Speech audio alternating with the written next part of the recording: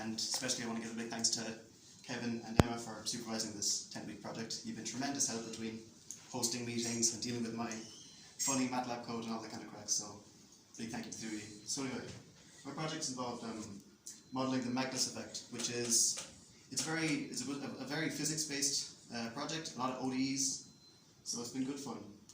So I suppose, what is the Magnus effect, first of all? It was discovered by a man called Magnus in the 1800s. He's a German physicist, and he first had spotted it in the flight paths of cannonballs, a bit of a sort of a curve, a sort of a deviation from what might be expected. I suppose nowadays you might be more likely to see it in sports, things like tennis, things like football. If you're seeing a free kick and the ball gets sent and it sort of curves into the goal, big delicious thing like that. So it's been explored in various engineering projects. So you can see here now I've got this wacky plane design with these kind of cylindrical rotor wings that rotate to generate the lift force for it to take off.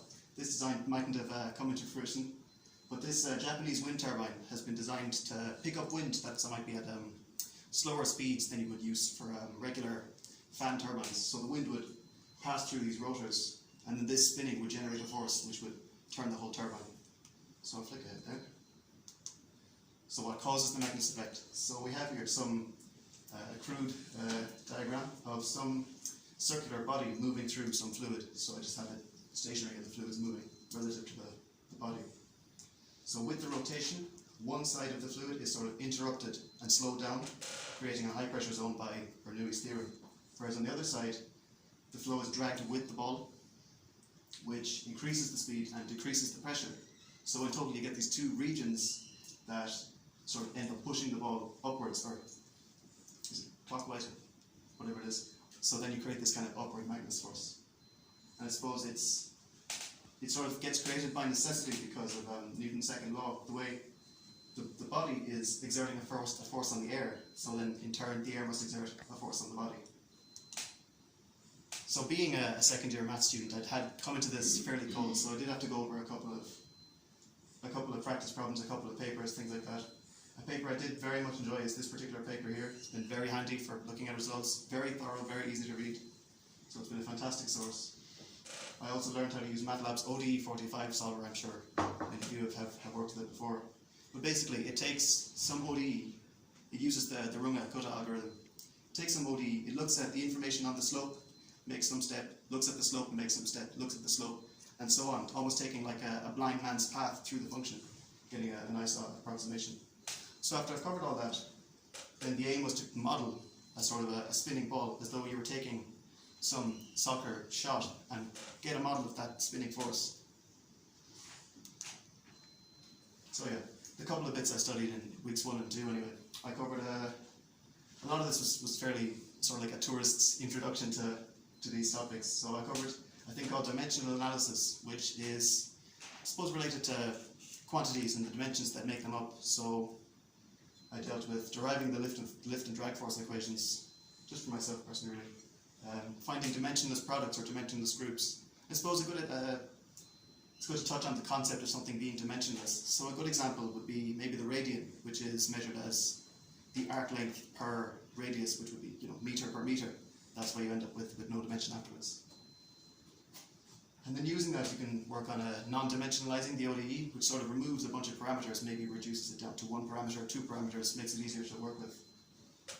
And from that then, you can make asymptotic expansions, which are like approximations of solutions to ODEs, which I suppose asymptotically converge to the actual solution, the more epsilon terms you add to it. So I'll touch on that later now in a second. We'll move on here. So to start with, I worked on a couple of practice problems just to get used to what I was learning. So here we have a one-dimensional projectile, which is something you might launch upwards and let fall down again. So there's different levels of difficulty you can sort of approach this problem at, or different levels of realism. So I suppose the first, most simple example would be x dash dash equals minus g, probably one of the first ODEs many people study themselves. So that just, again, is taking just a constant gravitational field. Let's say you're throwing a very local projectile, nothing going, celestial sort of. Well, then you might up the difficulty and talk about a gravitational field that decreases the more you leave the Earth's atmosphere, Earth's surface. So you can see there, the x is now proportional to how far away you are from the Earth squared. Or you could up it again and take into account air resistance, which again has an additional term tacked on there. And I just throw down the basic initial conditions for launching some projectile. So here I'm taking a look at the version of the equation where you have decreasing gravity as you leave the Earth and no air resistance. So you can see here I've got these three parameters. So three parameters, and they can all be sort of tweaked and messed with to model different kinds of situations. So it's handy enough if you want to change, what if there's less gravity and so on. But you might also want a tool that you can change just the one parameter to cover a whole load of a range of different problems, I suppose. So in scaling the variables to make all these terms comparable and then adjusting the ODE in response, you can end up with this much more concise ODE. So epsilon is some small parameter. It comes from the dimensionless group that you might have sort of mushed together from scaling the first equation. So here now we're only dealing with this one epsilon parameter as opposed to these first three. So if we want to make an asymptotic expansion of this, you start by assuming that the solution can be written in terms of this sort of sum of functions with each epsilon power sort of tacked onto it.